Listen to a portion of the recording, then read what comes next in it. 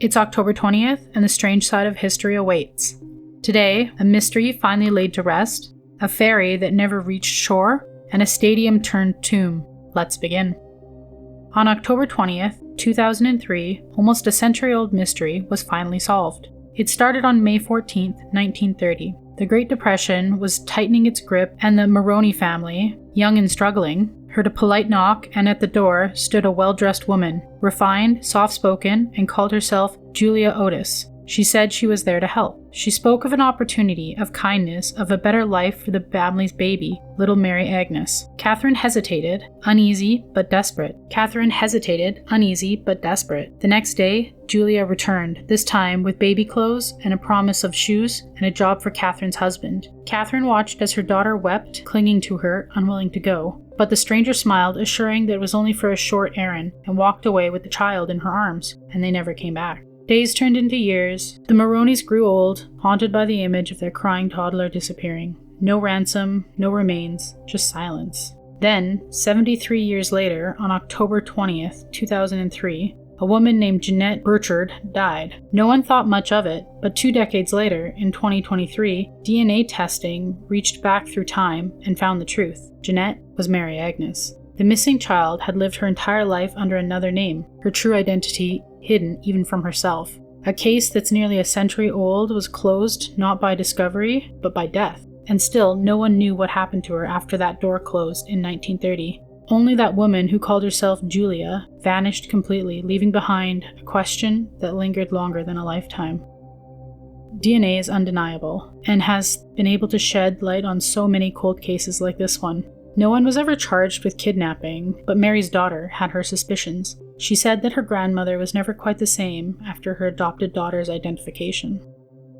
On October 20th, 1976, just before dawn, the ferry George Prince left the East Bank carrying nearly 100 souls across the dark, mist-covered water towards Luling, Louisiana. It was an ordinary crossing, a few cars, some workers heading home, laughter muffled by the hum of engines, and then out of the black horizon came the lights of the Norwegian freight, the SS Fosta, bearing down, unseen, unheeded. At 6:10 a.m., steel met steel, the Frosta tore through the ferry's side like a blade through paper. Within seconds, chaos erupted. The George Prince rolled, and the deck tilted violently as cars and people were hurled into the freezing current. Screams echoed through the fog and vanished beneath the churn of the river. One survivor remembers the sudden silence that followed, the eerie calm of the Mississippi, broken by the hiss of air escaping the sinking vessel. He clung to debris, listening to the cries fade one by one, praying that dawn would come before the river claimed him too. 78 souls were lost that morning. Only 18 survived. The wreckage settled into the muddy depths, and it became part of the river's long, dark memory.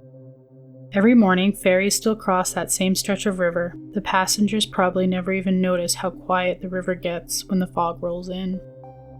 On October 20th, 1982, the roar of a stadium became a whisper of death. It was a cold night in Moscow inside the Luzhniki stadium. People gathered to watch Spartak Moscow face off against Harlem.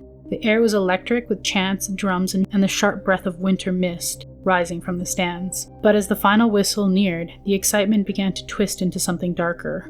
When Spartak scored a late goal, thousands surged towards the one narrow exit, a single stairway opening for the crowd. In the crush, bodies pressed against concrete, metal railing bent like wire, and the roars of victory turned into screams. People were pinned, gasping for air, shoes and scarves trampled onto the icy steps. Outside, families waited, unaware of what had happened inside. The cheers they had heard were not celebration, they were panic. When the gates finally opened, there was only silence and the slow, grim procession of stretchers beneath the stadium lights. The official death toll was initially covered up, but 67 souls were lost that night, and the Soviet authorities buried the truth. The tragedy was hidden for years. But for those who were there, the memory never faded, the sound of cheering that turned to crying, and that ghostly echo of the crowds that never made it home.